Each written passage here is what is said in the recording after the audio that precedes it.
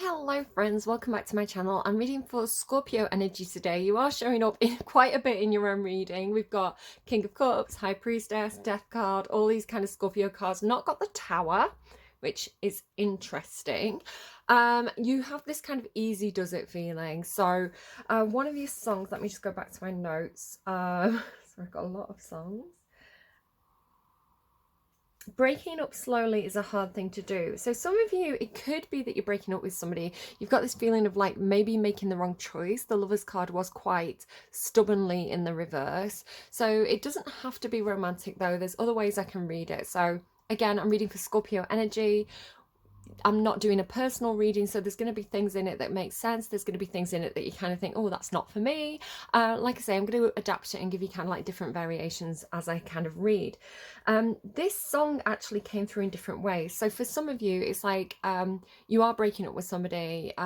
Again, we've not got a tower moment, so it's almost like doing it in an easy way, right? Doing it slowly, doing it gradually. Maybe it's one of those things where you've not been seeing somebody for very long and it's not really working out. So you just kind of like, you know, gently kind of distancing yourself, you know, like not answering the calls as much, you know, hoping that they kind of get the picture. So it could be something like that where it's kind of like, oh, it could be that you're going through a breakup that is taking a very long time, right? And it's kind of like that makes it more painful. It's almost that thing of like sometimes when you do rip the bandage off, when you do have a tower moment, when something's kind of a short, sharp shock, it's almost kind of better because you don't have that long drawn out pain.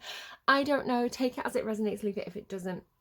It came through in different ways though. It came through with, oh, I'm sorry as well if you can hear that I've got a bit of a cold. I am a bit sniffly kind of thing. I'm swallowing a lot. I've got some ginger tea with me, so hopefully as I sort of drink that, it's going to ease it a little bit. But if you can hear it, I'm sorry, just apologising for that.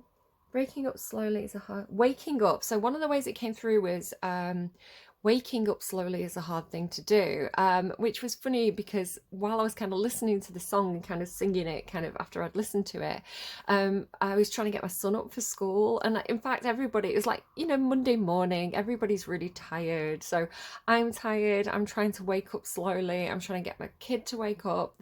He's waking up really slowly because he didn't sleep well the night before. So it could be something to do with like finding it difficult to get up and get going. If that's the case, if that message is resonating for you, I want to say that the universe is giving you a message that they want you to have a nice day. So it's almost like, you know, sometimes you can be dreading, especially like Monday morning, right? Like it's like dreading going back to work, dreading going back to school, dreading going back to kind of like the things that you have to do. But then sometimes like when you get up and you get there, you have a really good day, like really good things happen. And you think, wow, I'm really good that I actually came in today because I would have missed all this good stuff. So hopefully that's the case for you if you're kind of like dreading, if you've got the kind of like Monday morning blues. Whenever you watch this as well, I want to say that is the message for you. I had this funny thing. There's something about like Doctor Who, time travel, especially around David Tennant coming through. I came home from work yesterday and my eldest was watching old Doctor Who's, like the ones with David Tennant in. And then this morning I kind of found my old, like, I've got like a TARDIS pendant. So I was like, here you go, wear my TARDIS pendant kind of thing. And then I was, just before I sat down to do your reading, I was kind of painting my nails and I was watching this. It was just something that popped up on my feed, which was David Tennant getting like an award. It was kind of like, you know, one of those, like, it wasn't a specific reward. It was kind of like, we want to recognize this person, you know, one of those kind of like random recognition awards. And it was yeah, it was David Tennant, and it had like, you know, Olivia Colman, his dad, who else as well, like Russell T Davies, like all the people he kind of worked with throughout, you know, significant people he'd worked with kind of were all saying lovely things about him. And the camera was like panned onto his face and he was just like, his eyes were welling up, like it was a really, really nice little clip. It's like his wife as well was sat next to him. I want to say she's called Georgia Moffat, or like, I know she's Georgia. And she played, funnily enough, this, I'm mentioning this because it could be significant to something in the reading. She actually played the Doctor's daughter. There's an episode called The Doctor's Daughter, where he kind of through like DNA something or other. Like he basically creates this kind of partial clone, and it creates this woman, and she can regenerate and things like this. So the Doctor has a daughter, so that could be significant. You do have this thing about potentially parents, because showing here you've got like mature woman and mature man, right? So this could be, you could be one of these people, or these could be people who are like older than you, like the next generation above you. As well, there's this thing about, there could be a relationship where there's an age difference, of course. Like again, the reason why I'm talking about that Doctor Who episode with Georgia Moffat and David Tennant is that I don't think there's a huge age gap between them. I haven't actually looked that up, but they're both like adults, right? She's not literally his daughter or anything like that, because that would be weird. But there could be a relationship where there is some sort of age difference. If I just show you these cards, right? Because he's clearly kind of like a bit of an older guy here, but this Queen of Pentacles to me, and the Queen of Pentacles can be a wife card. She's one of the youngest Queen of Pentacles that I have from any decks. Like if you look at her, she's small in that chair. So this card sometimes tells me like someone who got married when they were young, right? But there just seems to be an age difference. And if I just show you as well the High Priestess and the High Priest here, he does look like significantly older than her. So it doesn't have to be a marriage, because the High Priest, which is the Hierophant card, and the Queen of Pentacles are saying that maybe there's something about marriage here for somebody. You know, especially with the Lovers in reverse, it's like maybe somebody felt like they married the wrong choice. Perhaps somebody did get married quite young. You know, they were like young, they were naive. I don't know, but it could also be a situation where it's kind of like the feminine energy, whoever the Queen of Pentacles and the High Priestess is, who's feeling like the same person, but you can kind of say otherwise if that's the case. And then this older kind of High Priest, King of Cups character, who seems to be maybe some sort of father figure, maybe some kind of teacher or guide.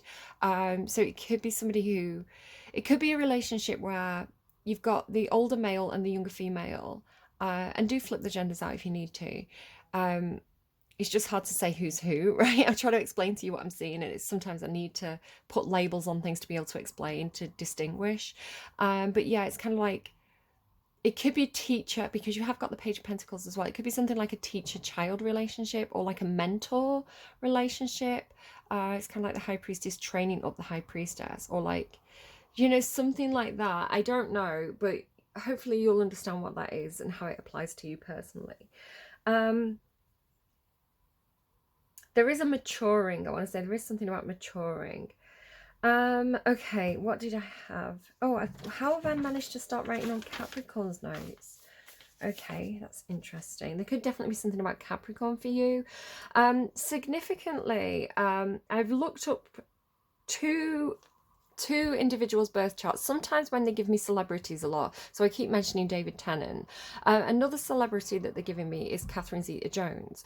And so sometimes when this happens, when they're showing me celebrities, it's because there's a certain characteristic or aspect of the birth chart that they're wanting to use as an example of like what they're trying to communicate. So when I say they as well, it's like my guides, whoever's communicating through me. I don't know, right? I don't know, but there is some truth to it. Now the funny thing is, I did Libra's reading yesterday, and it had all this stuff in it. It was like, there's this guy who's like, he's the spin doctor, right? He can put a spin on things. He's got, you know, he's this, you know, somebody who's perhaps good at very, like, maybe something to do with like reputation as well. Like Capricorn rules reputation. You know, somebody who's good at making bad publicity into good publicity. So maybe somebody who works in marketing, maybe somebody who works in politics. And this turned out to be, I ended up watching Chicago, and a lot of the things that came through in Libra's reading were in Chicago, and I was like, oh, I've done it again. I've just channeled a movie that I was about to watch. I've seen Chicago a load of times, so I'm annoyed with myself not recognizing what I was channeling. But again, sometimes things can come through in like films as examples of something that somebody's doing in real life. So yeah, so I ended up Googling Catherine Zeta-Jones because I know that she's Libra. And I was like, I wonder if she's got Scorpio in a chart. And then like you've got all this stuff about David Tennant. So I sat down and I Googled both their birth charts, and the similarity between them is they both have Mars in Capricorn. So Scorpio, it might be worth looking at your birth chart, right? Looking up all your different placements and seeing if you've got a Mars in Capricorn placement. If you haven't, then somebody around you that you're dealing with could have Mars in Capricorn. Now, I quite like Mars in Capricorn. Like all placements, they can be good and they can be bad. Mars in Capricorn can be quite driven by, so this is in your birth chart where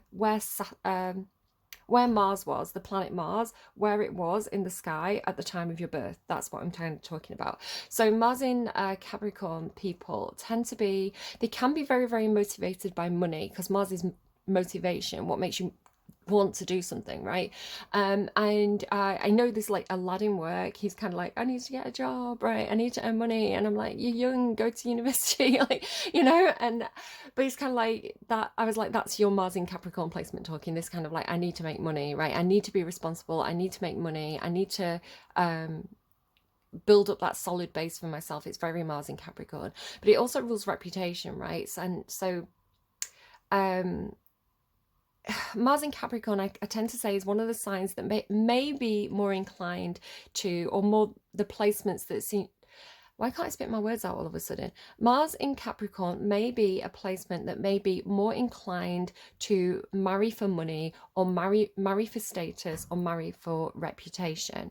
So be aware of that if you're in a romantic relationship with somebody with a Mars in Capricorn placement and you've got quite a lot of money or quite a good reputation. It could be that they're motivated to get into a relationship with you because of that. That's not necessarily a bad thing, right? I would say look at the other placements, especially because everything balances out, right? Like the placements can support each other or contradict each other. So no two birth charts are going to be the same. And David Tennant and Catherine Zeta-Jones, although they've got the same placement, they've got very different characters because all their other placements are different. So you're going to want to look at the Venus placement, because this is how they're going to approach relationships and treat people in relationships and romantic relationships. And the Mercury placement, because the Mercury placement is about how people communicate, and also like how they treat friends, right? How they are in social situations. So the moon sign as well and the Lilith, I would say, are all important aspects to look at if you're looking at getting into a long-term partnership or relationship with a certain person. Whether or not that's compatible for you. For example, you could have somebody with, I don't know, Mars in Capricorn and Mars in Taurus, and they're both going to be very, very motivated to build up the finances, to get a nice house, to get a really stable, solid base. They're both very stable Mars placements. So again, but perhaps a bit more motivated for money than other things. Another person who has I think it was Venus in Capricorn was Anna Nicole Smith. So I can't remember if it was Mars or Venus, but of course she married that older man because he was quite wealthy. So that's a perfect example of kind of what I was seeing in the cards here.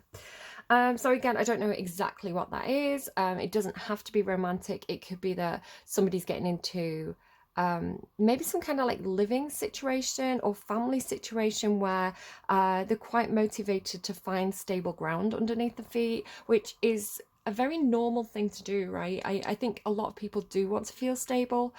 I want to say for some of you, this could be something that you did in the past. So when you were younger, you were motivated to find stability. So perhaps, for example, if you were a child and your childhood was quite unstable, right? Maybe your parents had money issues or things like something like this, and you always felt a little bit unsettled in terms of kind of like your house, like your security and things like this. When you became a young adult, it may be that you particularly sought out relationships that were very stable, right? That were very reliable, that were very consistent, and perhaps you sought out partners or jobs that could provide you with a lot of money, especially if you've got Mars in Capricorn or Venus in Capricorn, I want to say.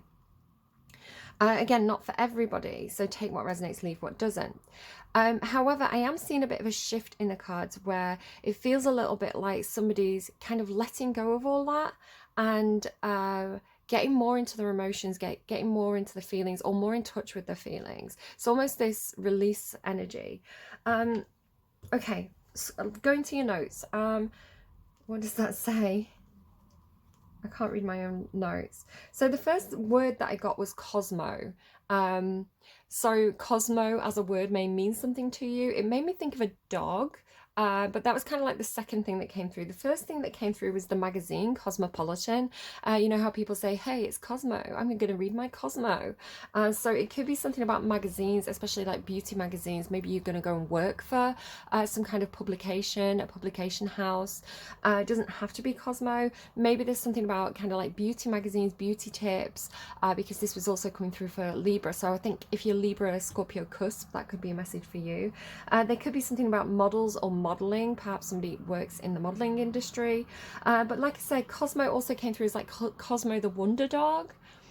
I want to say that might be like Superman's dog. I'm not 100% sure on that, but that could be something for somebody as well. I did have this really big feeling, Scorpio, of like releasing, like I was drifting off into the void. It was making me think of like a movie clip, but I couldn't actually place where I was seeing this from, where it's like an astronaut and he's holding onto, you know, like the rope that keeps the astronaut tied to the space station or the spaceship, and he kind of lets go and he floats off, like he floats back off into space, right? So I had this feeling of like, metaphorically, Scorpio, you're kind of letting go of something, maybe a connection because of this rope that I'm seeing, and kind of like almost like giving yourself up to the universe. It feels like surrender. When people talk about surrender spiritually, it feels like that's what you're doing, right? You're not gripping, you're not controlling anymore. I'm saying not controlling anymore because I feel like perhaps you were trying to control a situation or control an outcome. I feel like that came through for somebody else. I'm just going to check my notes for a second. I'm going to pause. Okay, so it was Virgo that had controlling an outcome, right? Not trying to control the outcome anymore. So that could definitely be something for someone. I feel like there was something else as well. Like somebody had pushed the button. Oh, Cancer had pushed the button. And that song was also playing. So if you're dealing with a Cancer, it could be a Cancerian. It could be that they're trying to push your buttons. So just be aware of that. But yeah, this feeling of like letting go, of drifting off. Like you do have Cancer here with the Queen of Cups. It made me think of the Pisces reading from the last set of readings, because I was having this thing of like, it was almost like somebody was going into the void and Pisces was the person on the other end holding the rope, right, so that they could pull them back. Visually it came through for me like if you've ever seen the film The Abyss, where they have to swim through, I think it's The Abyss, it's like they have to swim underwater in like a flooded section of the kind of submarine that they're on, and so they hold a rope, right, to let the other person know if they make it safely or they need pulling back. It's like they tug on the rope, and it was also making me think of like mountain climbers as well, like you know, if somebody's mountain climbing or abseiling, you normally have the person who's on the other end of the rope. So yeah, that could connect with you, especially because you start with the King of Cups. It could be like there's a Pisces on the other end of the rope for you, like as you kind of like drift in. But like I say, it was almost this feeling of like you cutting the rope and kind of allowing yourself to drift, or maybe not cutting the rope, but you know, maybe even trusting that other energy, so that you can release, so that you can let go. It could be something where, for example, sometimes I don't sleep very well. I'm quite a light sleeper, especially because I have kids in the house, right? It's kind of like I want to listen out for them. And so there's been situations where, because if I go through a phase where I'm not sleeping well, I think, well, maybe I need to take like some is it Nitol or something, Nitol, to kind of like knock myself out. But as a parent, I don't want to do that, right? I don't want to go into that deep sleep state, like you know, like medically, like an enforced deep sleep state, because I want to be conscious enough to be able to like listen if my kids are like you know, if they wake up in the middle of the night or something and shout for me, I want to be able to hear them and respond. So the idea of kind of like not, you know, not wanting to give up my own self-control, my own self-awareness, and go into that deep sleep state. For some of you, this is talking about a deep meditation, right? Or going into maybe it's like hypnosis or like a deep sleep state. With this High Priestess card and the High Priest, it's almost like you're being guided into like a hypnotized state, right? You get being guided into like a deep sleep, or almost like a coma or a stasis type situation, where I want to say, because you're Scorpio, because the High Priestess normally means you, again, flip it and reverse it, you may be a different character in this reading. It's kind of like this person's the person who's like, they're going to pull you back, right? It's like they're going to bring you back to consciousness. So you're therefore going, okay, so I can let go. Another example of this is when I was quite young, I had to go into hospital to have a tooth removed. I had some phobia around dentists and needles and things like this, which thankfully I had a really, really good dentist who helped me to get over, well, to handle this phobia, right? So it's not as bad as it was when I was younger, when I was a child, right? Because when you're a child, you don't have the emotional equipment, right? The emotional tools to be able to deal with certain fears. When you get older and you mature, you start to develop these coping mechanisms, or the ability to rationalize better. But when you're a child, you really are in the grip of these fears. So I had this tooth that needed to be pulled out, and it was one of my, I think it was one of my molars, so it's like a complicated one. And so they decided to put me under, right? I had to go to hospital. I had to have the needle in the back of my hand. I had to, and I had remember the doctor saying to me, okay, I'm going to count down. No, he said to me, right, I want you to count to 10. And I got to something like 7, and I was like, oh my God, it's not working. I'm not going to sleep here. Am I gonna wake up? Am I gonna feel a pain? And I got to about 7 and I conked out. It was like a light going out, right? And so it's making me think of that, right? I had to put a lot of faith in my mum, like, who was the person who took me there, and the doctors, these strangers who were looking after me, and they were gonna do this thing while I was unconscious. And I had to give up my personal autonomy. I had to give up my personal control over my own physical body. Just in case, just because we've been talking about Doctor Who, and because I had something in meditation last night that was quite significant, which is funny as well, because I'm going to talk about something else after that. When I woke up from being kind of put under, it was like there was aliens around my bed. As I was reawakening and I was in that halfway dream state, I've just have this memory, and again, it's from childhood and it's really stuck with me, and I was very scared and I couldn't see properly, and it was like there were these little grey aliens around my bed, and I couldn't focus on them properly. And then the next thing I knew, I did become awake, and my mum was with me holding my hand. But yeah, that kind of in-between state where it was like I was in a different realm, right? It was like I was in, like, the dream state technically is another realm, or a meditation state is a different, it's almost like wavelengths, like light waves, where we can perceive different things. Like a dog can perceive things differently to the way we can, because their eyes and their ears work differently, right? They can see things and hear things differently to us. We haven't got the same the same tools of perceiving the world. And again, this could be talking about like maturity, being a child and growing to an adult, right? The tools that you have to perceive your experience change and develop and grow over time. So it's sort of like, it's making me think of examples where for a while the government were trialing noises outside of shops or in shopping precincts to stop teenagers gathering, and it was almost like a dog whistle, right? It was like a high-pitched noise, and adults couldn't hear it, but teenagers could. It's like you lose the ability to hear this certain pitch. So the idea was kind of like, this pitch is so annoying, only teenagers can hear it, so it's going to stop the teenagers congregating. It's, I don't know, one of those daft things that they tried. Clearly it didn't work, because this isn't a thing that I think happens anymore. Or, for example, people who have colour blindness, right? They can't see quite the same spectrum of colours that somebody with full vision can. And I say full vision, but as I'm going to say that even then, right, humans don't see UV light, right? We don't perceive ultraviolet light, and so we need kind of like the ultraviolet lights in order to be able to see things with that wavelength. So there could be something coming through, especially with this rainbow here, about different wavelengths of perception, right? Different levels of the ability to perceive the world and to perceive your experience. And so when we're awake and when we're kind of touching things tangibly, this is one way of perceiving the world. But if we go into a hypnotic state or a deep meditation or a sleep state, especially if we're still awake, you know, we can alter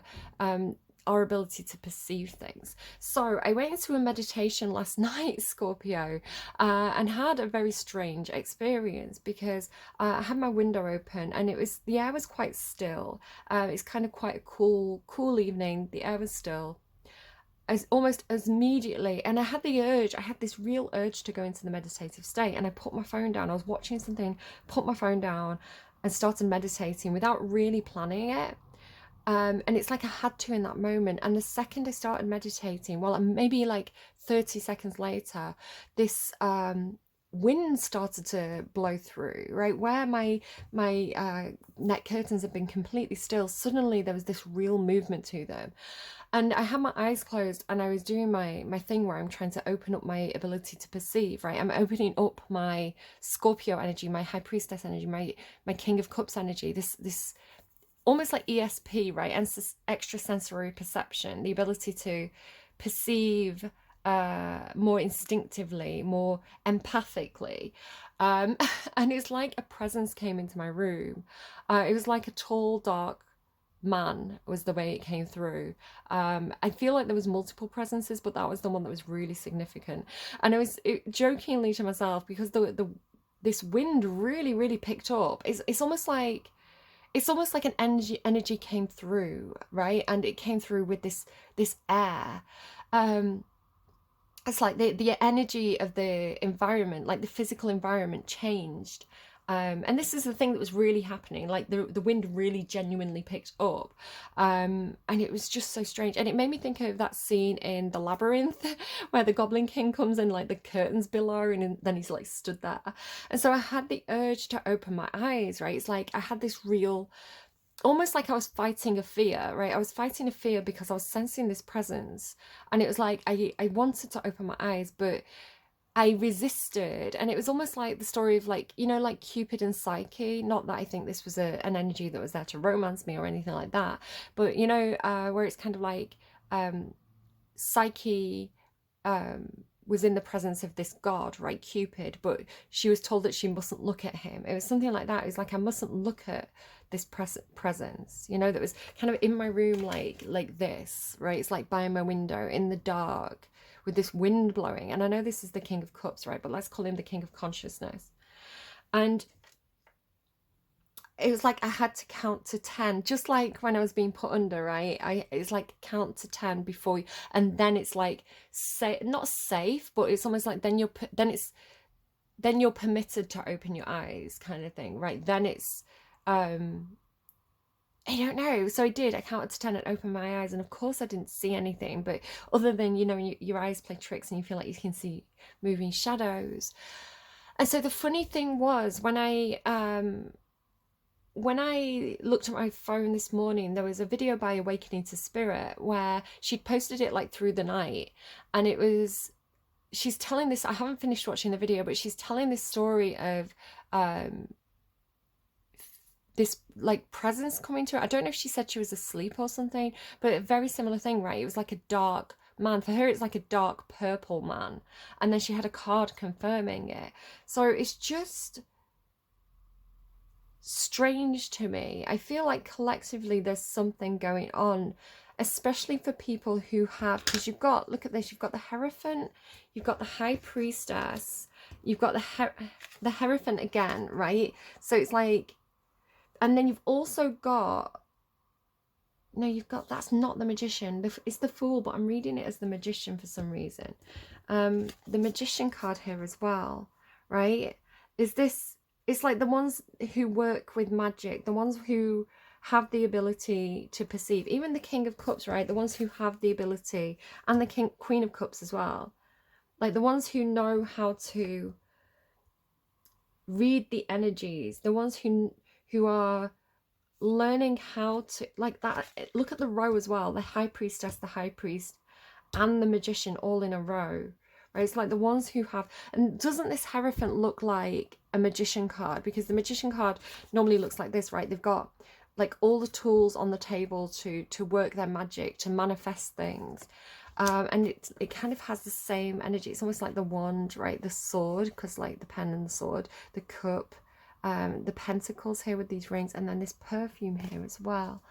So it has this feeling of like being visited by those on the other side, right? It's like there's something going on energetically, like where they are visiting us, I want to say, right? Some of you are like, oh my god, she sounds crazy. Like, I get it, right? Yeah, it does sound crazy. And so this feeling of kind of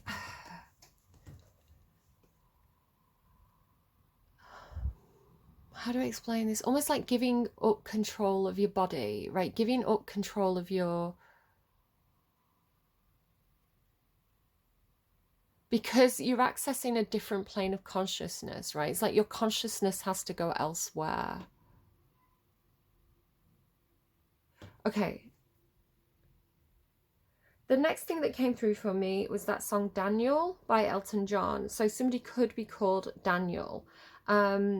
Especially if you've got an older brother. So the way it came through for me, the song did not come through for me at first. The first thing that came through was the name Daniel, and it felt like it was older brother. It's like somebody's older brother, Daniel, was the way it came through. And then I started to feel like my left eye was scarred. It literally felt like I had a scar running from just above my eyebrow to my left cheek, but the scar went across my eye, right? Like something had, like somebody had had an injury, right, that was down that side of the face, but the eye was scarred. So if that's significant to anyone, it feels very, very, very, very specific. So this is not going to be a message for everybody unless it's something that happens in the collective, right? And it's something everybody learns about. It could be that it's some sort of movie. Like everybody knows the song, right? But it could be specifically somebody's older brother Daniel had a scar across their eye, and I want to say it could be because they had an accident in or with a red car. Because as I was writing down, because then I got the song, right? Because then I got the song. I got Daniel, older brother, left eye scar, and then the song came in. I was like, oh, it's like that Elton John song. And then I looked up the lyrics, and it says, Daniel, you're a star. Stars are specifically something in your reading as well. Daniel, you're a star. Scars that won't heal. You see more than I, right? Your eye is scarred. It's something like that, like the scars that won't heal. So maybe they were just giving me the song, but it just came through. It came through first with the name, older, this feeling that it was an older brother, the scar on the eye. And then as I'm writing down the lyrics to the song, I wrote left eye scarred, but I really had trouble writing it. It's kind of like, it's almost like I didn't have control of the pen, right? It's like I couldn't write it down the way I was wanting to. And it ended up looking like left eye scar red. And scar red looks like car red, the way I've wrote it down. So like, yeah, it could be something about a red car. Sorry, that was very long-winded.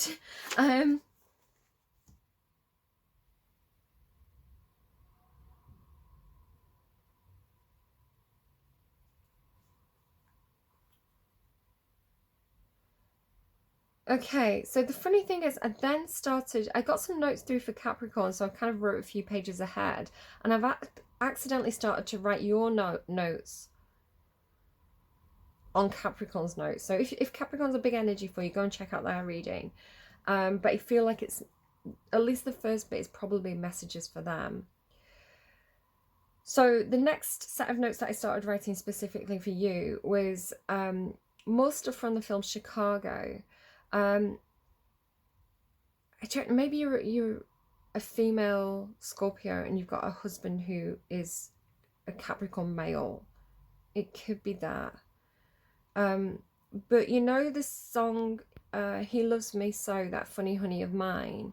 You know that whole scene where the husband is, you know, he's quite a, like, I'm not calling anyone simple, right? But he's quite a, like, he is quite a simple guy, right? He's quite straightforward. He's quite matter of fact. He's quite down to earth. He's a good guy. He's just kind of, you know, doing the right thing. And he's basically lying for his wife, right? He's confessing to the police because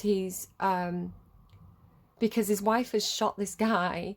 And he's saying he did it because he came home and found the burglar and he shot the guy, right, to protect his wife. But what was actually happening was the character Roxy Hart was having an affair with this guy, and he figures it out, right? He puts two and two together as he's talking to the police, as he's doing this confession, and then he blurts out the truth, right? He says, so someone could also have Libra placements because Libra is all about the truth, where it's kind of like, wait, like he finds out the guy's name. It's like Fred Casey, and he's like, Fred Casey, he's the guy who sold us our furniture, my wife knows him. And then he realizes that she's been having an affair, and then he's like, I'm not covering up for you anymore. So I was seeing that bit where and I did watch the film, right, but it just felt like it was something, right, like it was something, there was a message in it. So she's kind of like, she's all sexy and kind of coquettish, and she's like lying on the piano, and she's been on like Marilyn Monroe and sexy until he goes like off script. And the second he starts to go off script, she loses her temper, and she's like, you know, she's saying horrible things then. So it could be somebody like that, right? They change, right? Like they're happy, they're like the cat that's got the cream, as long as the person, like the partner's doing what they've been told to do. But the second the partner kind of like deviates from the plan or goes off script or has a thought of their own, this person gets very controlling and using anger to control. I don't like that, but just if that's a message for somebody. I heard a sentence, and it said, you call me crazy. You know you can call me crazy. And it was the man's voice talking. So the man was saying, you know you can call me crazy. So what did it come through with? It came through this feeling of like, I know people are going to call me crazy for this, right? I know that people are going to be like, I don't know. Because that's all I got, right? You've been getting stuff about this Aquarian Starman energy came back through in Libra's reading, and you've kind of got it as well, because you've got Uranus, which is the ruler of Aquarius, and over here, this King of Swords. It's like this guy, the Starman energy, right? The Aquarius energy is watching from a distance, is the way it's coming through. It's like they're maybe watching their child. Perhaps you've got a dad who is an Aquarius, especially if they were really into stars, astronomy, not astrology so much as astronomy, right? Physics, because Starman's physics to me. But the cards came out that said, as I was kind of doing the pre-shuffle, you had cards that said Star and Wheel of the Year, and it was the Page of Swords. So, and the Wheel of the Year looks like it's got a star in the middle. So it's almost like the stars are turning, right? The stars are changing. Almost like if you imagine like the like astronomy, or like the way the planets move, being almost like a clock that you can dial. Again, you had this time master thing that I didn't finish explaining, you know, the whole Doctor Who thing. So when I started to turning this phone on that I'm recording with, it was 11:11, and I was like, oh, 11:11, and I'll tell Scorpio that because people really like seeing 11:11, right? But then I picked up my other phone. I actually paused because I wanted to go and get my ginger tea, and I paused and I looked at my other phone that I use as like my own personal phone, and it was 11:08. And so there was a time difference between the time, which should be coordinated, right? Because it's like mobile phones, they just run off like internet time, right? So it's like this phone was saying 11:11 and that phone was saying 11:08. So it's like I had an extra 3 minutes to go and make my cup of tea, right? It's like, and that's when Have a Nice Day came on. It was almost like the universe is giving you extra time, or the universe is giving you, it's like the universe is rolling back the clock so you can do something to kind of make your day better, something like that. But with the Page of Swords, it's giving me somebody who studies astrology, right, or astronomy, you know, somebody who's studying the stars or studying from the stars. Starlog as well. That's making me think of like Star Trek, you know, Starlog. Oh, that's making. Hi, if you happen to watch this, I've got a friend who's really into Star Trek, and they are a male Scorpio. So hi. Yeah, that's funny. The and it's making me think as well of my, again, this could be the Aquarius, because it's making me think, like I mentioned in Libra's reading, of my uncle David being back around, and we used to watch kind of like X-Files together, you know, like The Truth Is Out There, and things like that. So whoever this is, right, whoever this King of Swords is, they're coming through with happiness, but like not taking it, right? It's almost like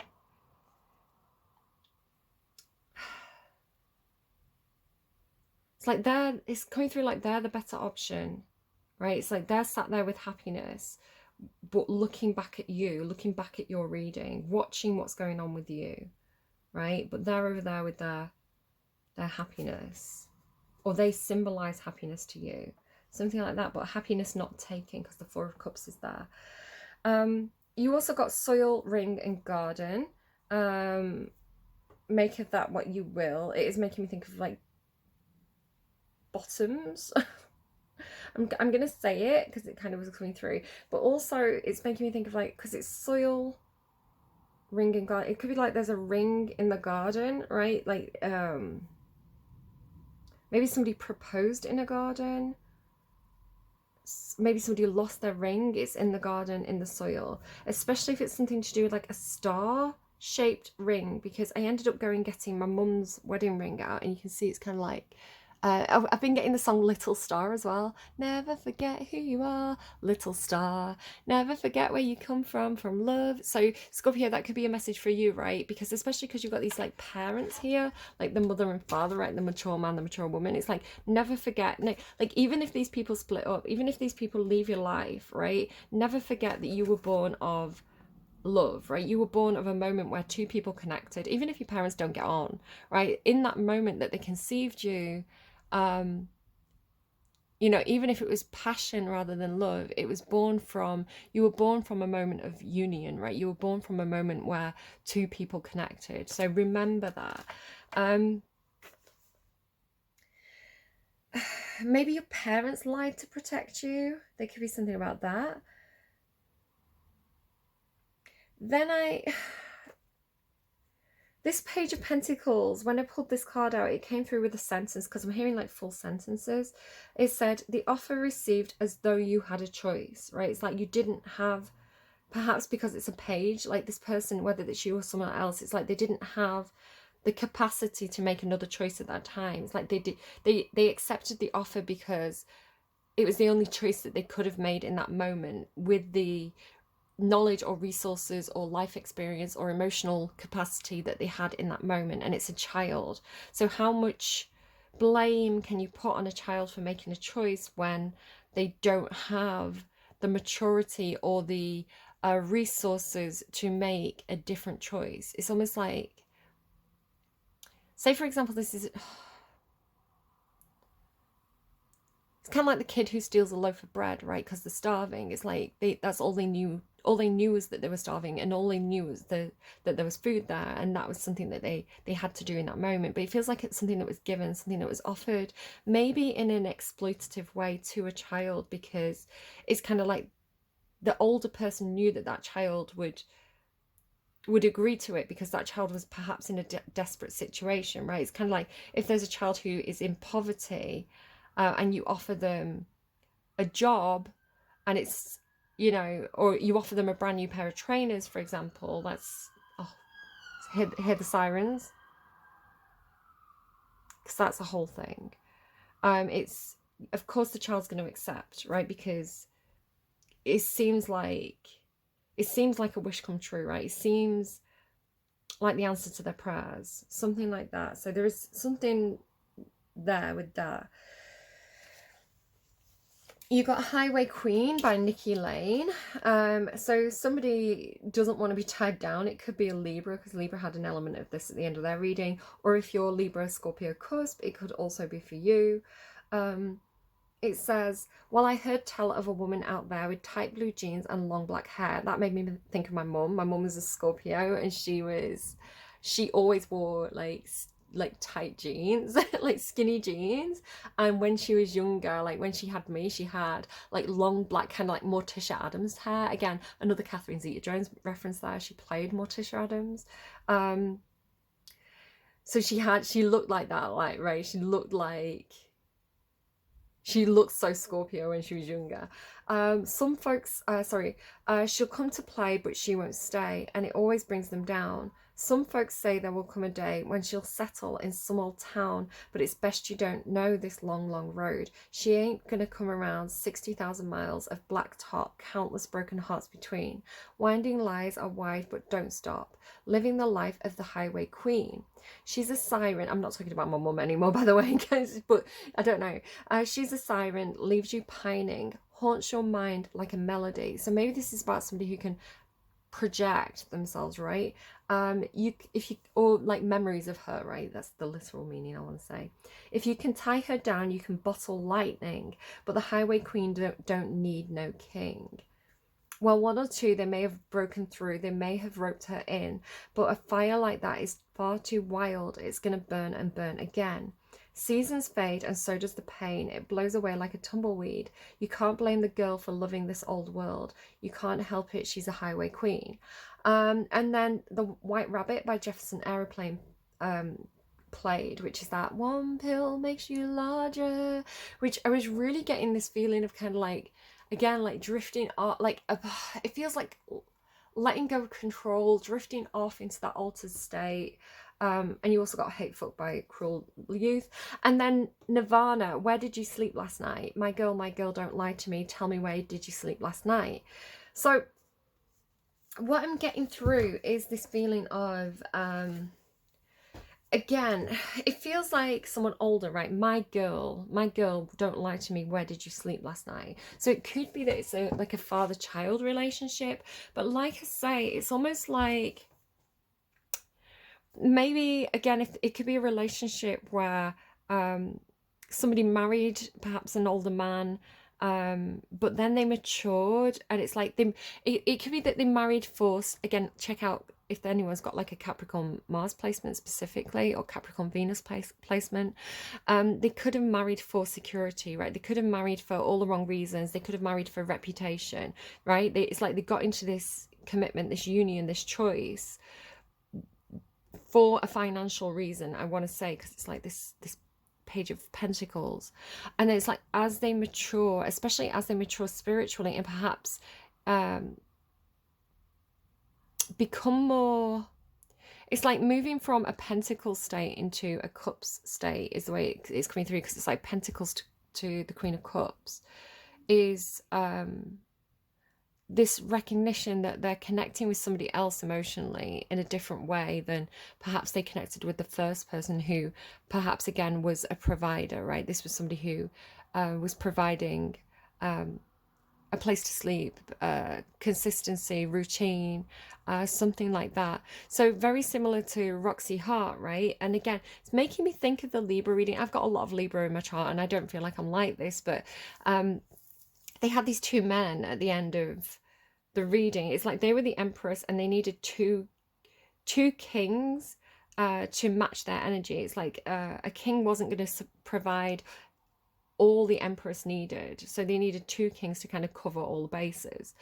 And so it's kind of the thing about Roxy Hart, right? She has the safe guy, right? Amos, who he's working really hard, he's providing financially for, and this is in the 1920s, right? Women didn't work really, so it's kind of like he was providing the food, the shelter, the house, the home, that aspect of things, which is a need that people have, right? If you look at Maslow's hierarchy of needs, the first need that we have is to feel secure and feel safe. But then it's like you have other needs as well, right? And so her need for the top of the pyramid, which is self-actualization, right? She dreams of having, she dreams of being more than a housewife, right? She dreams of being famous and having this like celebrity career. And she's using this other guy, one, to get her to that goal, but also because she needs excitement, she needs fun, she needs the emotion, she needs the chaos, right? So she has these two needs, and she's having them met by different men. So that could be if anyone's got like Libra placements or somebody's on the Libra course, because that did come through in their reading. But again, it's kind of like, because Amos, for all his, and I love Amos, that like Mr. Cellophane, like genius, and like the guy who plays him as well, like such a brilliant performance, and such a, I really feel for Amos, right? I really feel for him because he's such a good guy, but as good as he is and as much as of a provider, he's not providing for everything that Roxy needs, being this kind of like little stick of dynamite. So it does feel like, similarly, Scorpio, there is a message about you needing success or needing something more, right? Because you have this Six of Wands here kind of twice, which does talk about success, right? The crowd cheering you on. Okay, I'm just going to take a quick break and drink my coffee, not my coffee, my ginger tea, and then we'll kind of get into the cards. Give me a second. Okay, let's run through the underlying. So the rose can be some sort of romantic offer, or it can be some kind of blossoming. It can talk about normally female energy, feminine energy, which we all have, right? We all have 12 houses, half of them are feminine, half of them are masculine. But if you want to look at this as sex or gender, you know, it's your reading. Take it however you want it. Take it however you want it. I am definitely getting something about, I'm just going to show you the cards and you can draw your own conclusions from that. And then we're going to move swiftly on. Take it how you want it. It's not for me to judge. But obviously make sure everybody's consenting.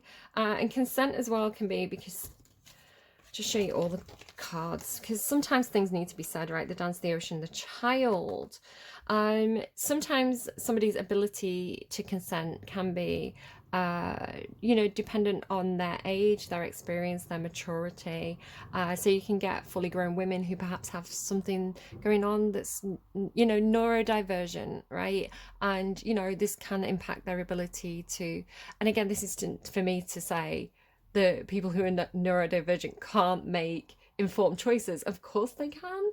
But, you know, there's different people out there, right, with different levels of ability to consent to things. And this doesn't have to mean, as well, it doesn't have to mean sexually. It can also mean you know, consenting in terms of signing up to a phone contract, right? And their ability to understand the legalese, right? We always, like, whenever you sign up to anything, whether it's a new app, whether you're buying, I know, a new refrigerator, right? There's always this thing that you have to sign, and it always has this legalese language that most people can't understand. Again, this was something in Chicago. There's so many references that I just feel like I was meant to watch that reading, because it's like I can tell you, I can explain things better to you. Watch that reading, watch that film, so I can explain things better to you. Again, maybe somebody gets very tangled up in the words.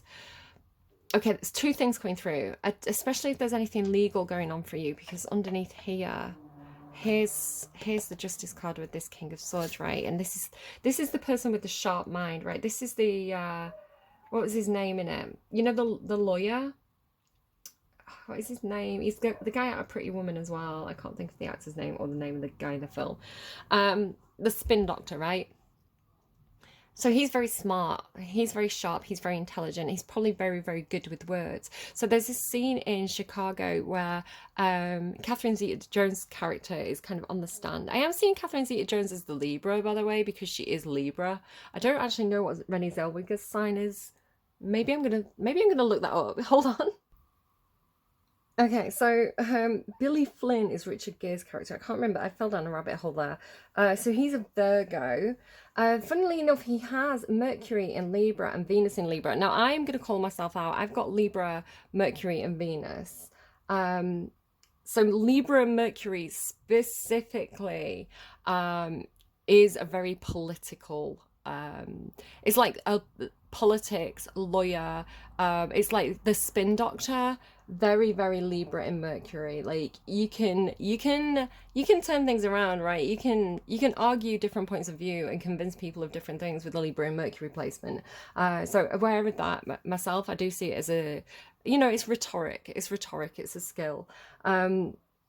It's something I have the ability to do, normally for good, but it can be, I'd say Gemini, Mercury as well. It can be used for not good, but normally Libra is a good energy. Normally Libra is high vibrational. And it's funny as well because I was looking at him and I was thinking, God, he's giving Libra Mercury. I think as well, who's that politician?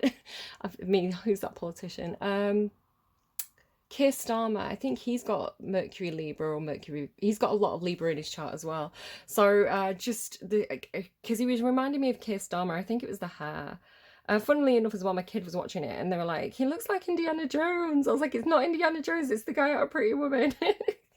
Right, okay. Maybe there's some kind of confusion about somebody, right? Maybe somebody looks like somebody else. So there's some confusion about, maybe it's twins. Maybe you're dealing with somebody who's literally twins, just because you've got like these cards as well. So, anything that comes through in the reading is part of the reading, right? It's going to mean something to somebody. Right. Uranus is an energy as well of like change. Again, I do feel like there's this big shift coming. The dance is seeming to me like the Rose in the Dance. Now they're giving kind of, the Addams Family, Morticia and Gomez, they do that tango in the original Addams Family film. So it does feel like with the ocean as well, the ocean, especially with the King of Cups here, it's like these deep, like really deep feelings. So it feels almost like a tango, right? Like a relationship tango. Like there's changes taking place. It could be a swapping partners type situation. I want to say not sharing partners, but a situation where,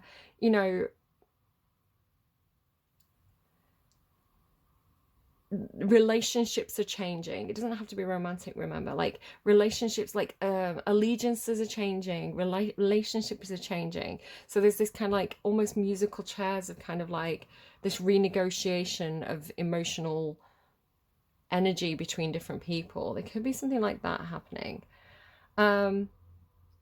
It's kind of like if that person splits up with that person, I can get with that person, and then my partner's probably going to go with that person. It's almost like this, like we're all with the wrong partners. We need to kind of like swap partners, but not like wife swapping, unless that's something you're into, in which case no judgment. But it doesn't feel like that. It feels more like relationship tango. Like everybody's trying to feel the situation out. Kind of like everybody's trying to step around each other. It's strange. Okay. Mature man. So with mature man is this slightly two-faced trickster card. I am associating it with this magician and fool energy, so it could be somebody with Aries or Virgo or Gemini placements. It's not necessarily bad though. This is actually the gateway of Janus, the god Janus, who is he's the god of pathways, right? The god of portals, the god of new beginnings and things ending. So I do feel like there's this shift for you where, a phase of your life has been ending and new phase is coming in, kind of thing. He protects. This is why he looks forwards and backwards, because he's looking back at the past and forwards towards the future. He's protecting, right? It's kind of like having eyes in the back of your head. This is connected to it with this mature man, but underneath this mature man, there's poverty, right? So I almost feel like we could be dealing with somebody who's kind of putting on a good show. Maybe it's reputation, like I say. It's kind of like they don't want people to know that they're struggling, right? They don't want people to realize that, they're getting the clothes are getting a bit worn around the edges. So it's kind of like, it's making me think of like, sometimes older people do this, right? Grandfathers do this. They kind of like, they don't want, it's that energy of kind of like, they don't want to be a burden. So it's kind of like, they don't show people that they're struggling, right? They put on a good show, right? Stiff upper lip kind of thing, because they don't want people making a fuss, right? So it's kind of like they don't want somebody to know quite how bad their situation is, right? It's kind of like or it's a pride thing, like they want to be world renowned, they want to be well thought of, so they don't want people to see, that they're you know, like maybe there's like the reception room of the house looks really nice. They've got all these like nice books and things. Everything's like well cared. The thing is as well, like, you know, the books there, it's like everything's neat, everything's clean, but perhaps there's not a lot of, you know, they've got nice things, they've got old furniture, they've got antiques, they've got, everything's like, well, you know, everything looks kind of expensive and well cared for, but they haven't got any free money, right? It's like they would need to sell some of that to release that money. It could be something like that as well. I do feel as well, like maybe you've got, oh, look at the Lucas card as well. Maybe there is something where, you know, an older gentleman is looking for romance, right? They've left a situation, they're looking to get lucky, kind of thing, with the tulips and the luck card. Just be aware as well of like people who are trying to get lucky with you. You also have the mature woman, unfortunately, with bad health. This could be bad mental health, you know, it could be temporary, it could be long term, it could be because it is a mature woman, it's an older lady, it could be that somebody is unfortunately not doing so great physically.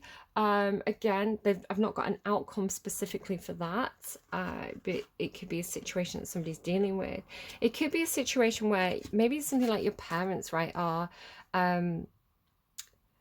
maybe the husband is looking after the wife and she's not very well, but it's turned into a carer relationship rather than a romantic or love relationship. As much as this person may love this person, right, and love the memories of this person, perhaps they are, perhaps this person's in such a state where,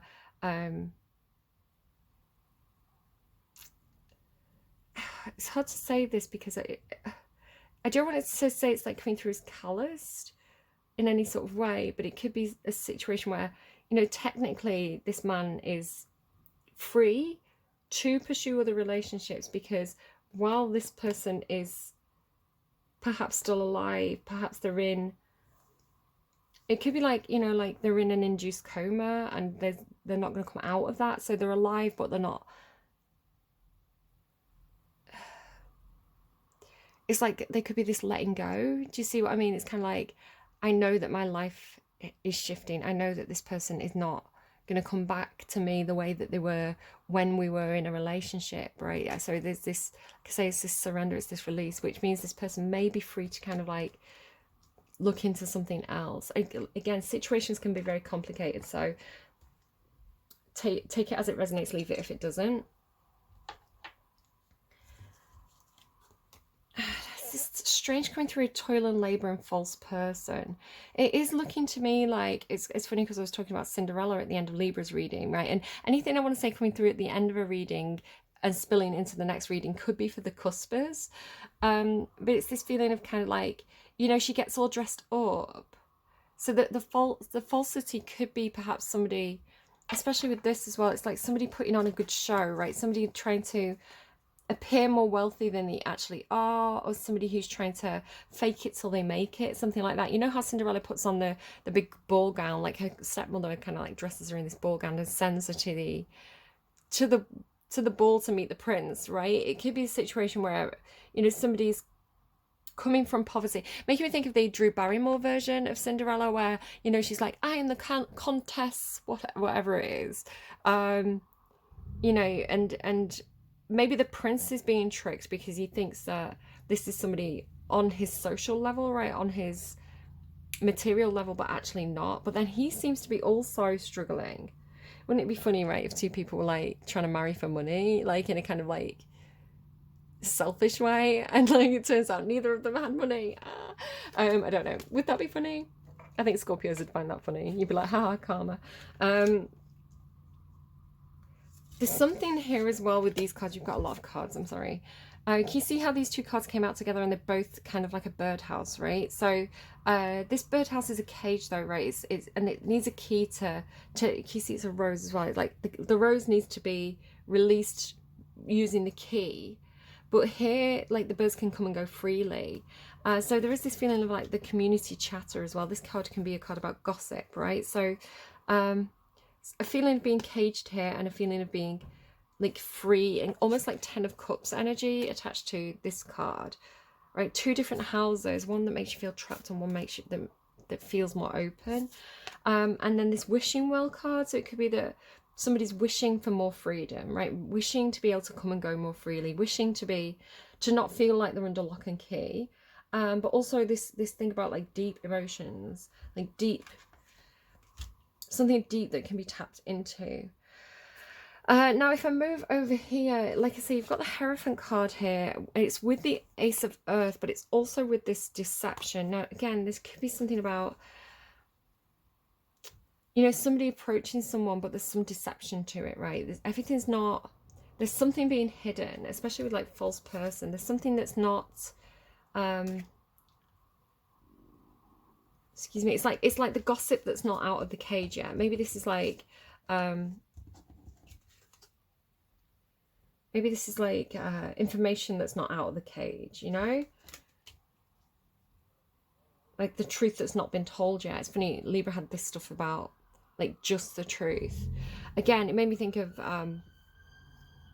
Catherine Zeta-Jones being a Libra.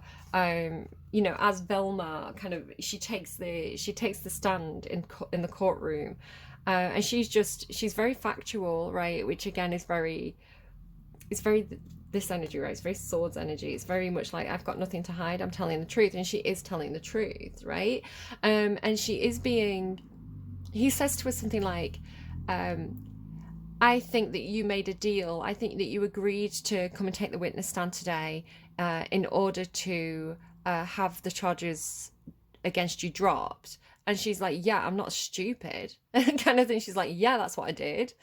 Yes, I looked after myself. Which I don't know, it's funny to me, but that's kind of what he wanted, right? That's what he wanted her to say. He wanted her to tell the truth because he'd set it all up. And so he's saying to her kind of like, did you write this? And she's saying, no, it was given to me. Who was it given to me by? It was given to me by this person.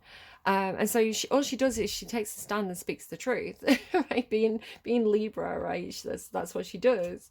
I don't know. That made me think. It made me think of that. But here, there's some deception. The Seven of Air is, there's some deception around the Ace of Earth, right? Which again is here. This Ace of Earth, which was like, maybe it's something to do with like somebody, because it's with toil and labor as well, right? And this can be an apprentice, so it could be something like, you know, somebody agreeing to do some work for a certain amount of money for a certain length of time, but you know, it wasn't in their interest, you know, like especially if they're dealing with, because the Hierophant, right, the High Priest, the Hierophant, can you see how it's here and here, like the cards are they've come out the same way. The only difference is like these are both the same card, they're both the Hierophant card, it's just the High Priest in this deck. And the Page of Pentacles is holding the Ace of Pentacles, the Ace of Earth is the Ace of Pentacles, so it's mirroring, right? It's the same positioning of the cards. So it's looking to me like an offer made to get somebody into some kind of commitment or contract, either a marriage contract, right? This person proposes, this person accepts, gets into the marriage and finds themselves trapped, or it's you know, a work opportunity, right? A work opportunity where the Hierophant, it can symbolize marriage, it can also symbolize institutions, right? Institutions with a lot of power, or like a university and a student, right? Or a work empire and a young employee. Do you see how there's an imbalance of power, right? There's somebody, it's feeling exploitative, it's feeling like somebody's naivety is being taken advantage of. It's like, look at this opportunity, like look at how exciting this opportunity is, don't you want to take this opportunity? But like, they're a kid, right? So, and this person knows, it's like they just get, it's like a breadcrumb, right? It's like, here's a breadcrumb, here's one coin out of my entire treasury. Aren't you lucky? Don't you owe me? You know, there's something unpleasant about it because it is with this deception. Okay, I'm just gonna have another quick pause and another quick drink of my tea because it's a big reading. There's a lot going on. Okay, so over here, I'm just having a peek under here. So underneath this truth, which I'm attaching to Libra energy because they have the thing true. Oh, thank you for everybody who watched that reading, by the way. I saw it had quite a higher number of views than usual. I've not looked at the comments yet, so everybody might be like hate watching, but we'll see. But yeah, the Ace of Swords is the truth, right? It's the truth that's spoken. It's the information that's revealed.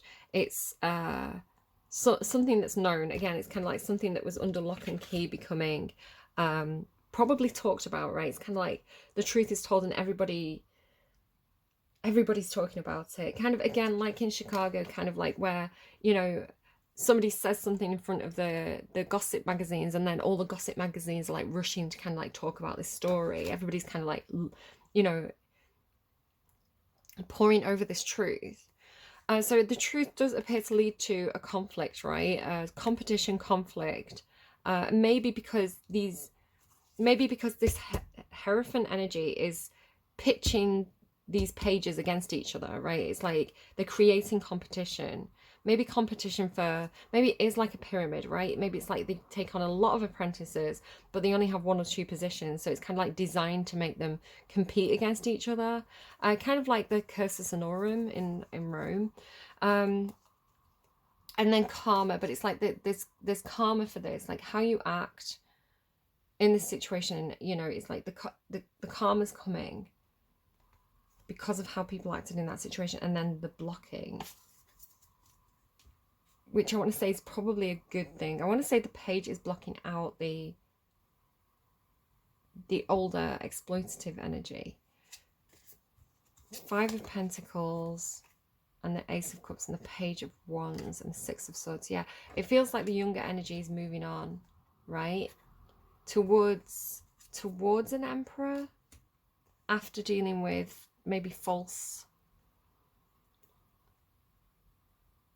It's almost like controlling patriarchy versus supportive patriarchy is the way it's coming through. I'd normally see it the other way around. The High Priestess the High Priest would technically be more supportive, especially with the King of Cups. And the Emperor would normally be more I mean, I don't know. 4 of Pentacles, again, guarded against an Ace of Cups, or like guarded about a fresh start that somebody's very excited about, and then they're racing towards it, and they're racing towards this Emperor. So I don't know. It's different ways of reading it. Okay, let's go to the cards. So we start with the King of Cups. And I mean, the King of Cups is a brilliant card. This is someone, in Libra's reading, they had a King of Cups, and it was like deep feelings, like an ocean of feelings, like an ocean of emotional support here. Like this person cares deeply. Again, it could be like a father or grandfather figure. But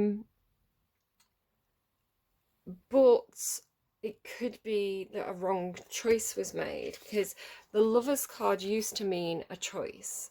It used to mean a choice between lover, right? It didn't even have to be lover. It just means a choice, right? The wrong choice was made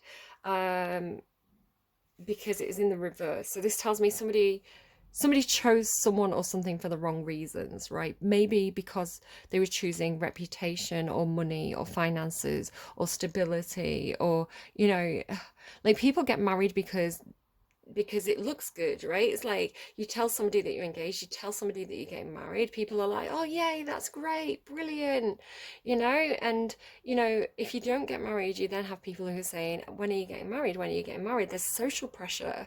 A lot of the time people experience social pressure to get married, right? To settle down, to start a family. So there's this social expectation of what you should do and why you should choose to do it, right? You fall in love, you get married, you buy a house, you have a baby, right? It's like, here's the cursus honorum of life. This is how we do it. This is how we do it. I don't know, maybe that's something for somebody. And so, especially when we're young, because like I say, this is the queen that married young, right? She's too young to be dealing with, like, look how big that pentacle is. She's too young to be in that responsible position. And yet she is, right? And she's doing the best she can. So to me, because the Queen of Pentacles can be a wife, right? It's like she married young, or she took on a lot of responsibility, a lot of very, very practical things very young. Makes me think of a kind of like, I think I was like 17 when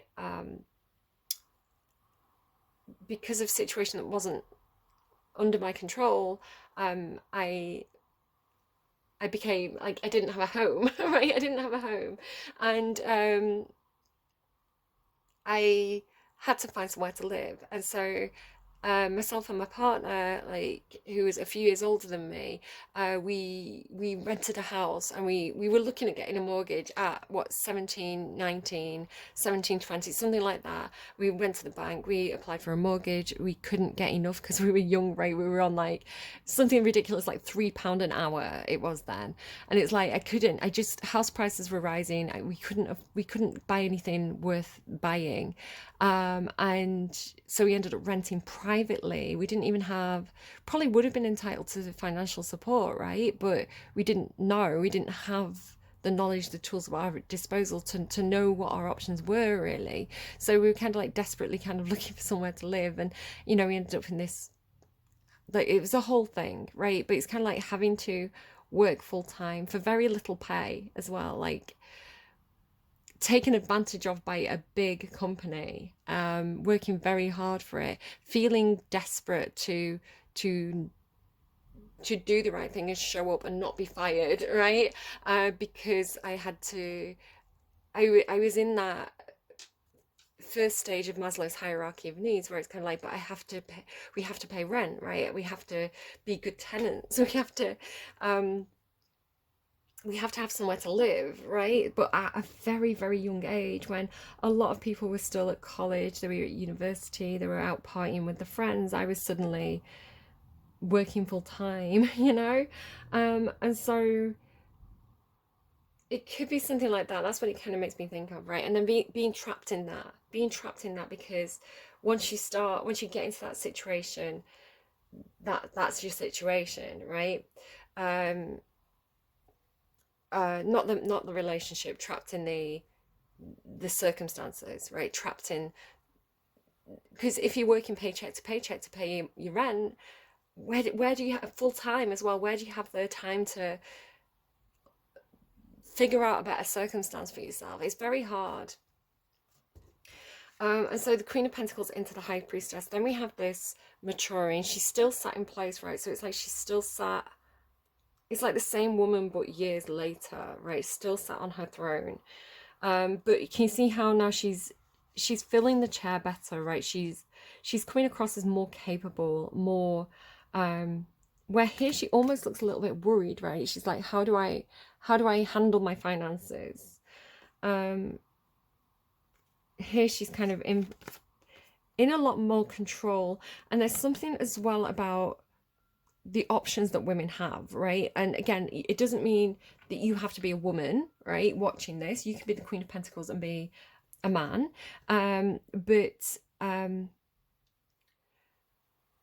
there's something about the expectations, like as a young woman growing up, right? You're expected to, the roses symbolize perhaps romance. There's a lot of stuff about roses. You've got the rose card, the roses on here, the rose here, rose here, the rose and the raven. And the deer in reverse. The deer talks about young women, vulnerable young women. Oh my god, and the priestess under that. Right, oh my god. And the maiden's reverse. Right, yeah, this is about maturing. Right, this is the deer here, frightened, no options, maturing into the priestess energy. Right, the rose, romantic, kind of Juliet energy, turning into the Maleficent energy. Right, the raven. Like there's a mastery of mysticism or something here. The maiden and the throne in the reverse, and then the waterfall in the upright. So this child on the throne into deep emotions. So somebody is maturing from a naive but practical approach to life into, again, it doesn't have to be marriage, it could be marriage because the marriage card is here twice, and this is normally somebody who's married, but somebody who's been doing things because it's traditional, be doing things because it's practical, doing things because it's the logical right thing to do, right? Like, and maybe this is an emotional choice, right? Maybe this is an emotional need to have security, but releasing that, right? It's like releasing the need to control your situation and going into something that's more intuitive, right? For me specifically, again, like if anything that I think of in a reading is them telling me how to explain something. I've got Capricorn South Node and Cancer North Node, right? These are literally the opposite energies of the zodiac. So your South Node is your comfort zone, and then you move throughout your life, you move towards your North Node, which feels uncomfortable, it feels scary, it's out of your comfort zone, right? So for me, being this Queen of Pentacles, like having to worry about money, having to be responsible, having to be mature in this kind of way is my Capricorn South Node. And then moving towards a more, she's like Roxy Hart, right? The Cancerian Queen of Cups energy. She wants to feel life, right? She wants to experience emotion. She wants to feel pleasure and pain, and well, nobody wants to feel pain, but you know, she wants to live. So there's that song at the end that Roxy Hart sings that's like, isn't it great? Isn't it grand? Isn't it swell? You know, and she's talking about like the lyrics of that song is saying that she likes this kind of free, messy way of living. She's like, you know, I've got my husband and my guy on the side, right? So I'm not saying anyone should do that, but maybe there is a movement towards less of a controlling need to control your immediate surroundings, right? To control your reputation, to do the right thing and be traditional, investing wisely, working hard, you know, things that we feel the social pressure to do, and then just kind of releasing it all and just kind of going where the wind takes you, right? Waking up and being like, what do I feel like this today? That's very Cancerian because, and again, we're a full chart, right? We're 12 houses, the planets move around our 12 houses. If you look at your birth chart, you've got your sun sign, your moon, your Venus, your Mars, you know, your Mercury placement, your Lilith, your North Node. There's a lot, right? It's very involved. So I'm not saying every single Cancerian wakes up and goes, I'm just going to go with the flow today. What do I feel like doing today?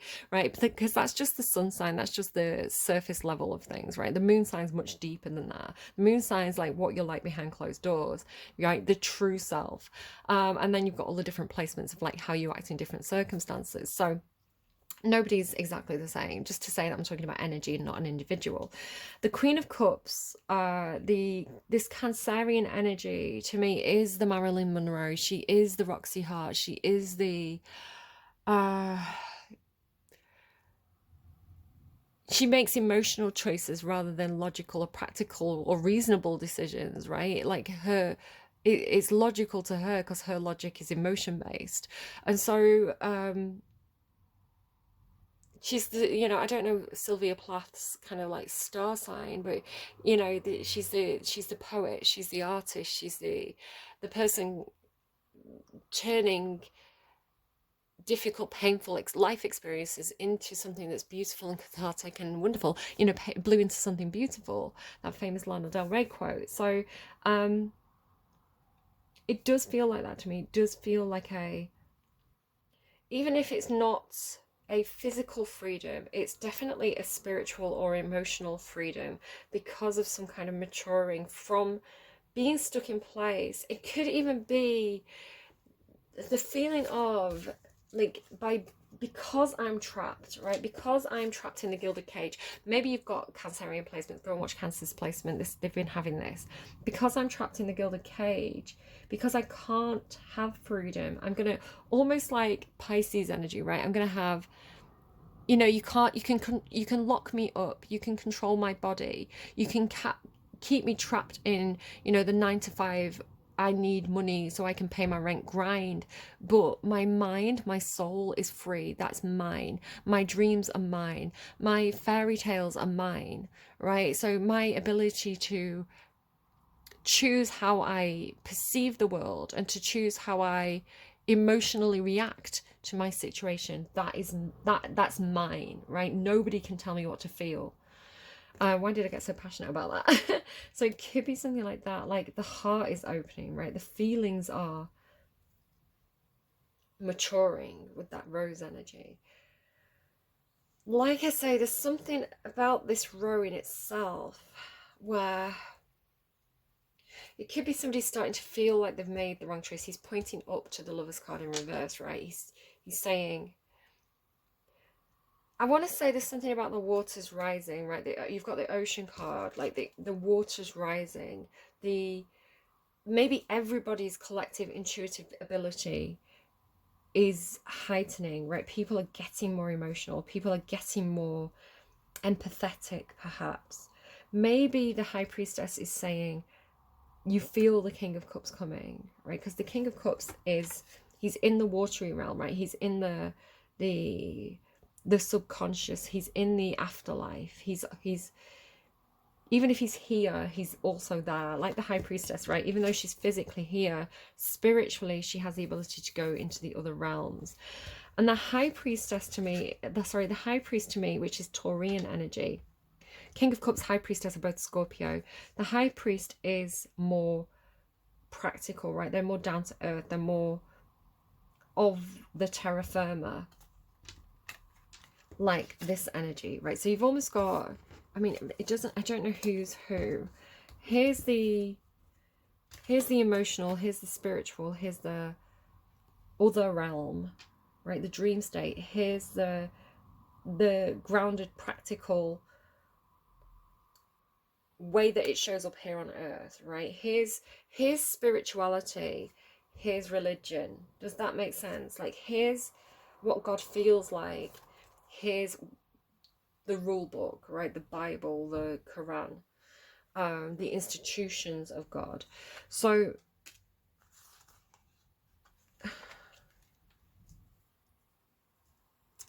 the Magician is implying to me, with whatever this High Priest is, again, remember it can be like marriage, religion, state,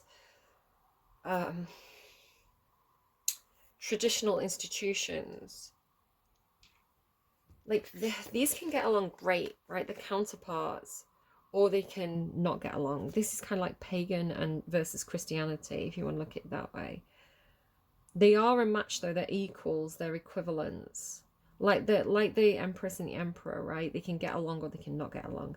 The side by side, I want to say there's something about working together here. And it's something to do with the waters rising, because it's kind of like the ones from, right? It's like the merfolk, right? The ones from the dream realm, the ones from, do you remember how I said, like, I went into that meditation state and it's like there was a presence in the room? It's like the ones, right? Them. The ghosts, the angels, the aliens, whatever you want to see it as, right? Those that are not here, those that are not terra firma, right? Those that are like Memento Mori came up in Libra's reading, and it's funny because it came up in Libra's reading and then my eldest said it to me and I was like, let me explain that term. So but being able to see each other right through the portal, so it's like the consciousness is rising, right? They are coming, right? Another choice, right? There's two choices. The other is coming, right? And then here he's like, he's giving the signal. He's like, the waters are rising, and then here, right? It's almost like the veil is. Do you see what I mean with the waters rising? It's like the veil is coming up. Maybe it is about marriage. It's funny, I bought a crown. It was a very cheap crown off Amazon because I had to spend a lot of money on like furniture and a desk and a chair. And I was like, and I need to, it's for my kids, right? My kid has a laptop, and I was like, right, I need to get a desk. Like, I need to like the clothes are getting too big for the drawers, so I have to get a new wardrobe. It's like a whole thing, you know, and you just, as a parent, it's kind of like, great, here we go, more money. And so I was like, right, do you know what? If I'm going to spend this money on, and I'm going to have to clean out the fucking kids' room and kind of do all this work, because I hate cleaning, it's like, I'm going to buy myself a crown while I'm at it, like put a crown on the shopping list. Again, it's dead cheap. But I was like, I'm going to wear the crown while I do this. I'm going to feel like Maleficent while I do this task that I'm kind of excited about, because it's like, you know, it needed doing, and it's going to make the situation for them better. But at the same time, like, it's like effort. So I was like, well, I'm going to wear my crown while I do this task, right? And it was such an emotional thing. It wasn't a practical need or a reasonable need. It was such a dramatic Scorpio thing to do, to wear a crown while I move furniture around. It's like Scorpio energy made me buy this crown. I don't know, but anyway, like there's something in motion, I want to say, with the magician, like with this energy, the ones that sense the chains coming. Maybe it's like a chain of event. The ones that sense the change coming, the ones that sense the mood of the collective changing, right? The ones that are emotionally tuned into a change on the horizon, seem to be working their magic, right? Or working their magic in the subconscious realms or the energetic realms. It's kind of like these two, right? The man and the woman working their magic in the water realm. And then, like, it's almost like sipping the tea, waiting for the water to rise, right? Waiting for the tide to come in, waiting for and now the roses are white. The roses are red here. The roses are red here. Painting the roses white.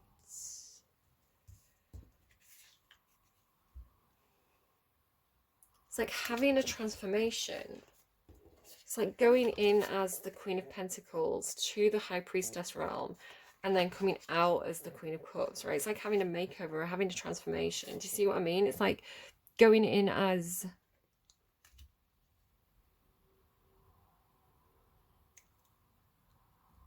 because she's a woman, right? The red rose is like womanhood, like maybe even like something to do with like childbearing, right? And then coming out with the symbolism of like the white rose, like the purity. These are pomegranates. They're not roses, they're pomegranates. And she's got her foot on the rock. So it's like still being grounded, right? Still in touch with reality, still in touch with the realm of the Queen of Pentacles with the foot on the rock, but like waiting for the water to come in, right? Waiting for the right time, the right tide. Then we go to the Page of Pentacles, right? So it's kind of like a new opportunity. So feeling a new opportunity coming in, but then having a choice to make, right? So one of the choices has this cat. Where else did I see the cat? But here it's a lion. So it's like the cat grew up, right? So maybe you've got a Leo child. The Leo child grows up. Like, I will stay here until my child grows up. Or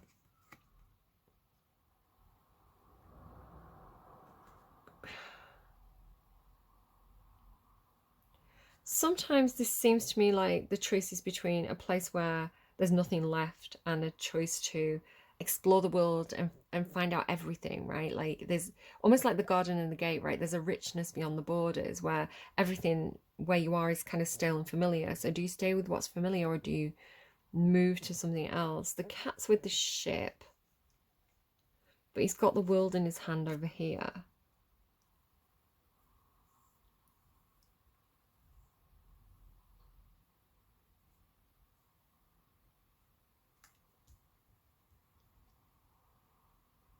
the Fool's coming through like another Magician card for me. So it's almost like, it's like maybe it's something to do like waiting for the right tide to go surfing, right? It's kind of like you need to wait until the waves are right, you know, to get the best kind of like surfing.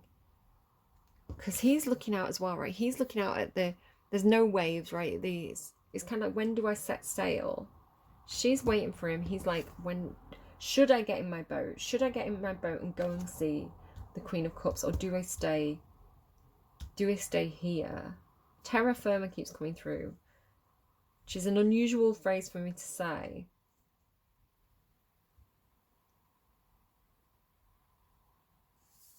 Maybe it's like indecision, right? He's like juggling. He's like, what do I do? But he's also working magic, you see.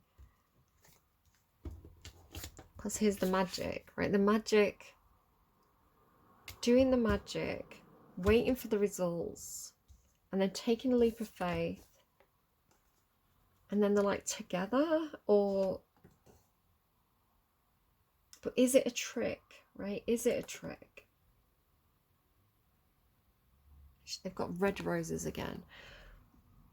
Because then we go into death and success, right? And you've got success over here as well, with a lot of anxiety and heartbreak. I want to say there's a situation where something has to end so that you can have success, right? Again, like in Chicago, right? You know, the girls get famous because of their actions, and I'm not suggesting anyone do that. Obviously that's a terrible thing to do. For you, the way it's coming through, because this is one of your cards, right? The death card is Pluto. It's a Scorpio energy. It's the recognition that things have a use by date, right? It's the recognition that what goes up must come down, that we have an expiry date, that situations have an expiry date, right? Nothing lasts forever. And so the infinity cycle here seems to be getting broken, right? So it feels like an end to a relationship that perhaps has brought you a lot of strength or companionship, or has helped your confidence in some sort of way. But then the knowledge that this has to end now, which again comes, if you're the one ending a relationship, right? If you're the one saying, this isn't working, I made the wrong choice, I have to follow my dreams, perhaps, because there's something about,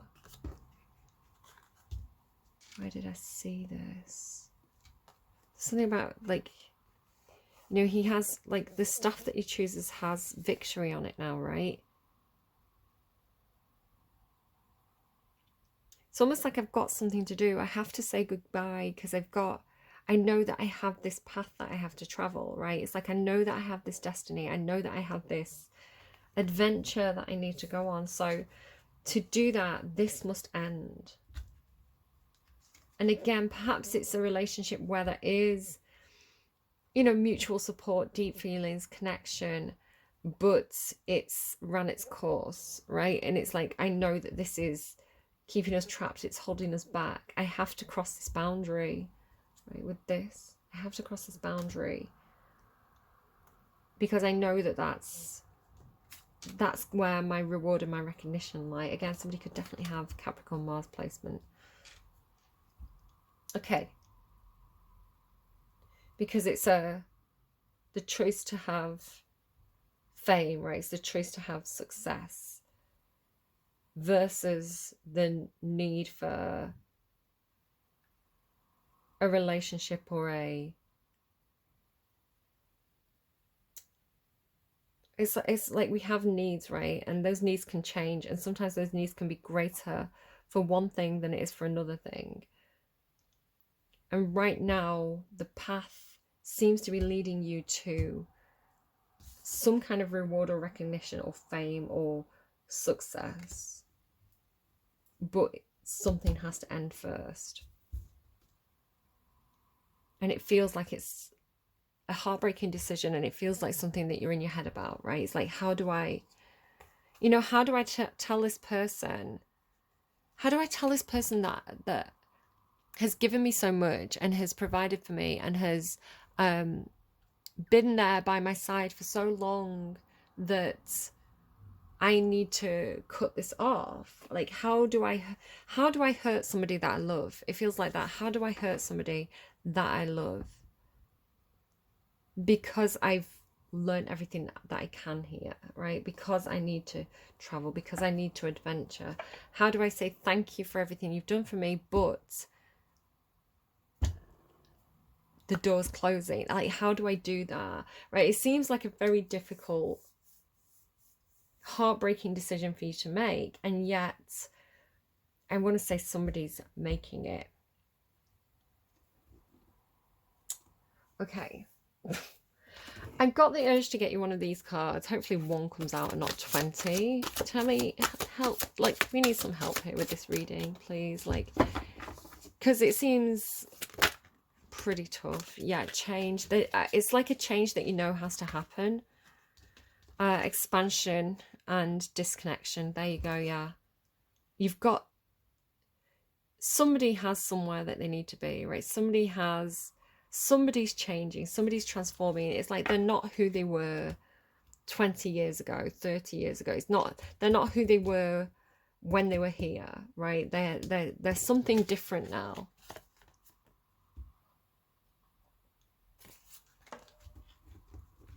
And to have soul growth, right? To have personal expansion, to become, like, if you want to put it this way, right? The purpose of having a human being experience on earth, right? The purpose of incarnating as a human is to live out a story that has a lot of twists and turns, and you know, through those twists and turns and changes, we have personal growth, right? We gain experience. Like, nobody is born a baby and lives for 60 years and dies having not had any experiences and or learning anything, right? We grow, we develop, we change. Our opinions change, our perspectives change, because we walk in each other's shoes, because we experience things from a different angle. This is the whole point, right? The whole point is to grow and mature and develop our toolbox, and, you know, not stagnate and have different needs, and to grow our soul, to have our soul blossom through experiences. Like, what's the point if we're just going to sit and stagnate? Right? What is the point? Like, you might as well just pause time, right?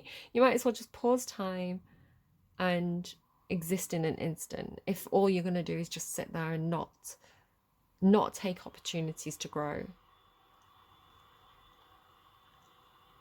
Sorry about the background noise. Yeah, release. There's something, it's like a final form, right? There's something else that needs to be released. There's something else that needs to come out. I am sorry about that drilling in the background, guys. Let's see. Let's get more advice. What do we have?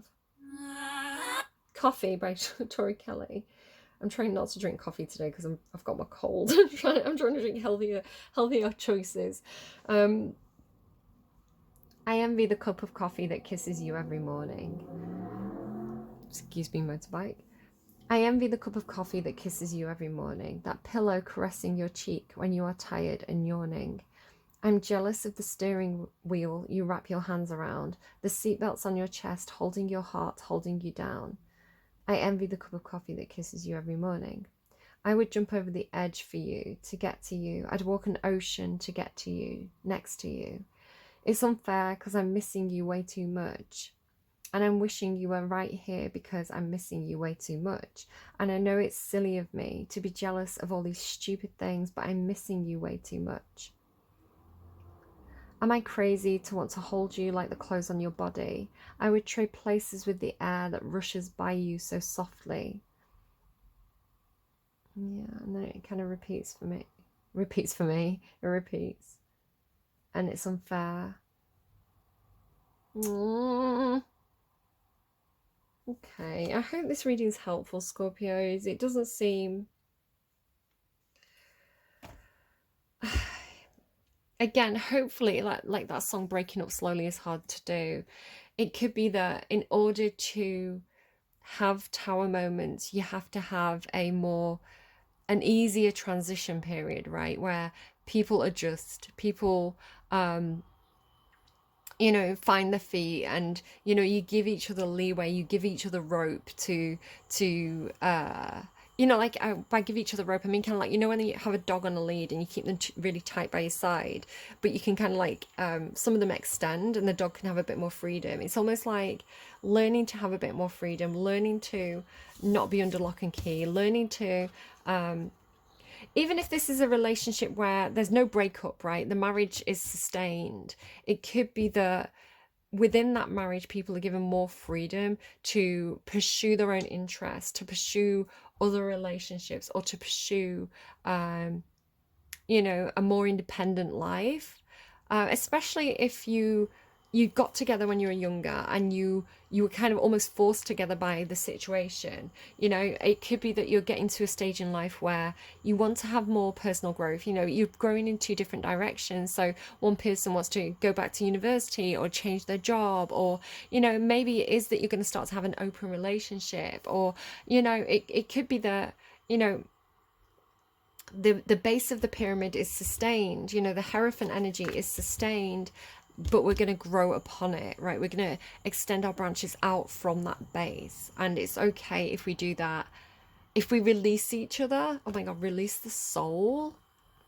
It's okay if we release each other, right? It's okay if we explore the emotions around these different situations, right? We don't have to be each other's ball and chain. It could be something like that. It could even be where, sometimes if you're thrown together into a relationship, you become each other's, life support. You become each other's flotation vest that you cling to keep you each other afloat, and you can have a very, very intense relationship, kind of like a Romeo and Juliet relationship, where again, when you start to, you've paid off your mortgage, or you've got control of your finances, you've got a better job, you've worked your way up the career ladder, you've got a level of stability and comfort, and yet you've matured into different people. You can still love each other, you can still support each other, and yet, want to. It doesn't have to be romantic. It can be, let's go out and create our own circles of friends, right? You've got your friends, I've got my friends. We do things separately. It could even be something like that, where if this is a business thing, it's like, okay, we built this business together. Let's get someone to run the business, and we can go off and still be business partners, but have our own separate pursuits, right? Our own side investments. So you don't have to have this ride or die relationship anymore if you've got some sense of stability. So let each other have that freedom to grow and evolve, and you may come back together, and you may come back together more interesting and more enthusiastic than you did kind of when you were forced together. I don't know. I hope that helps. And again, I'm not telling anyone to do anything toxic or bad or hurtful to anyone else, but like sometimes we need what we need, all right? We need what we need, and we have to have that. We have to have that space to grow rather than feeling like we're under a cloche. Take care, Scorpio, and I will see you again soon. Bye, friends.